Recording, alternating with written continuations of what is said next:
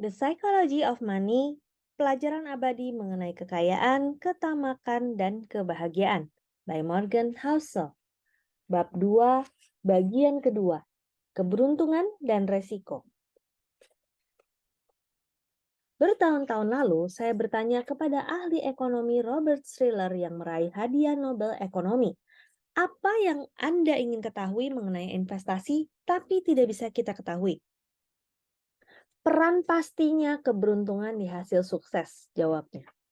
Saya suka tanggapan itu karena tidak ada yang benar-benar berpikir keberuntungan tidak berperan di keberhasilan finansial. Namun, karena sukar mengkuantifikasi keberuntungan dan tidak pantas kalau mengatakan keberhasilan orang disebabkan keberuntungan, sikap yang biasa adalah secara tersirat mengabaikan keberuntungan sebagai faktor keberhasilan. Jika saya berkata, ada 1 miliar investor di dunia, berdasarkan kebetulan belaka, apa Anda bakal memperkirakan 10 di antara mereka menjadi miliarder hanya karena keberuntungan? Anda bakal menjawab, tentu saja.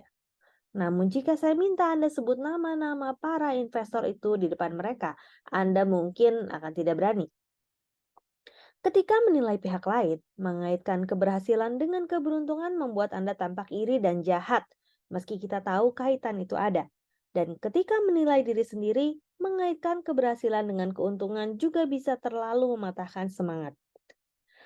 Ahli ekonomi Bhaskar Mazumdar telah menunjukkan bahwa pendapatan di antara saudara lebih berkorelasi daripada tinggi atau berat badan. Jika Anda kaya dan jangkung, saudara laki-laki Anda mungkin sama kayanya dibanding sama jangkungnya. Saya pikir sebagian besar kita secara intuitif tahu itu benar. Mutu pendidikan Anda dan kesempatan yang terbuka bagi Anda sangat berkaitan dengan status sosial ekonomi orang tua. Namun, carikan 2 bersaudara yang kaya dan saya akan tunjukkan 2 orang yang tak berpikir temuan penelitian itu berlaku bagi mereka. Kegagalan yang bisa berupa segalanya dari kebangkrutan sampai tidak berhasil mencapai cita-cita pribadi juga disalahgunakan. Apakah bisnis yang gagal itu kurang keras berusaha? Apakah investasi buruk tidak dipikirkan dengan baik? Adakah karir yang mandek disebabkan kemalasan? Kadang iya, tentu saja. Namun, seberapa banyak? Sukar mengetahuinya. Segala yang layak dikejar punya peluang berhasil di bawah 100%, dan resiko adalah apa yang terjadi ketika mendapat hasil yang kurang dikehendaki. Sebagaimana dengan keberuntungan, kisahnya jadi terlalu sulit, terlalu berantakan, terlalu kompleks jika kita coba urai seberapa banyakkah suatu hasil disebabkan keputusan sadar atau resiko. Anggap saya membeli saham, dan 5 tahun kemudian harganya tidak naik-naik. Mungkin saya membuat keputusan buruk dengan membelinya. Mungkin juga saya membuat keputusan bagus yang peluang untungnya 80%. Dan saya kebetulan mendapat hasil rugi yang peluangnya 20%. Bagaimana saya tahu yang mana yang terjadi? Apa yang saya berbuat kesalahan atau saya mengalami kenyataan resiko? Bisa saja mengukur dengan statistik apakah beberapa keputusan itu bijak. Namun, di dunia nyata sehari-hari, kita tidak melakukan itu. Terlalu sukar. Kita lebih suka cerita sederhana yang gampang tapi sering menyesatkan.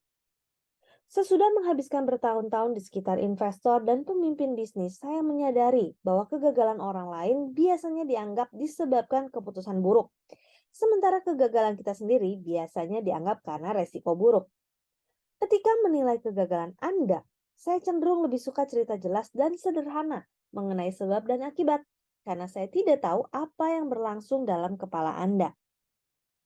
Anda mendapat hasil buruk, jadi itu mesti disebabkan keputusan buruk. Adalah cerita yang paling masuk akal bagi saya. Namun ketika menilai diri sendiri, saya bisa membuat cerita liar untuk membenarkan keputusan masa lalu dan mengaitkan hasil buruk dengan resiko. Sampul majalah Forbes tidak mengeluk-elukan investor malang yang membuat keputusan bagus, tapi kebetulan mengalami kesialan berupa resiko buruk. Namun, sampul itu jelas mengelulukan investor kaya yang membuat keputusan biasa-biasa saja atau bahkan serampangan, tapi kebetulan beruntung. Keduanya melempar koin yang sama. Kebetulan hasilnya beda. Bagian yang berbahayanya adalah bahwa kita semua mencoba belajar mengenai apa yang ampuh dan tidak ampuh untuk uang. Strategi investasi apa yang ampuh? Apa yang tidak ampuh? Strategi bisnis apa yang ampuh? Apa yang tidak ampuh? Bagaimana caranya jadi kaya? Bagaimana supaya tidak miskin? Kita cenderung mencari pelajaran dengan mengamati keberhasilan dan kegagalan, lalu berkata, lakukan apa yang dia lakukan, hindari apa yang dia lakukan. Jika kita punya tongkat sihir, kita bakal menemukan seperti apa tepatnya proporsi hasil yang disebabkan tindakan yang bisa diulang dibanding peran resiko dan keberuntungan acak yang mempengaruhi hasil itu ke segala arah.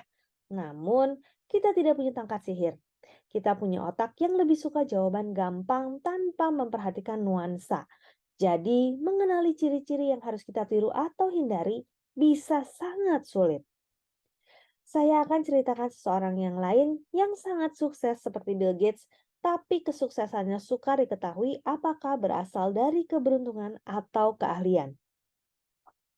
Cornelius Vanderbilt baru menjalin sejumlah kesepakatan bisnis untuk memperbesar kerajaan rel keretanya. Seorang penasehat bisnisnya memberitahu Vanderbilt bahwa tiap transaksi yang dia setujui itu melanggar hukum. Demi Tuhan, John, kata Vanderbilt, kamu tidak menganggap bisa mengelola rel kereta sesuai aturan negara bagian New York, kan? Yang pertama saya pikirkan ketika membaca itu adalah sikapnya lah yang menyebabkan dia sangat berhasil. Hukum tidak mendukung rel kereta pada masa hidup Vanderbilt. Jadi dia bilang bodoh amat dan terus maju. Vanderbilt luar biasa sukses. Jadi ada godaan memandang sikapnya yang tak peduli hukum, terkenal dan vital bagi keberhasilannya sebagai kebijaksanaan. Sang visioner nekat tidak bisa dihalangi apapun. Namun, seberapa berbahayakah analisis itu? Tidak ada orang waras yang bakal menyarankan kejahatan terang-terangan sebagai ciri kewirausahaan. Bisa dibayangkan cerita Vanderbilt berujung berbeda. Pelanggar hukum yang perusahaan barunya ambruk karena vonis pengadilan. Kita punya masalah di sini. Kita bisa memuji Vanderbilt karena menantang hukum dengan sama bersemangatnya ketika mengkritik Enron karena melakukan hal yang sama. Barangkali salah satu beruntung karena bisa menghindari jerat hukum, sementara yang satunya lagi sial. Demikian Psychology of Money bab 2 bagian kedua. Saya Roswita Anggraini, sampai jumpa di bagian selanjutnya. Terima kasih.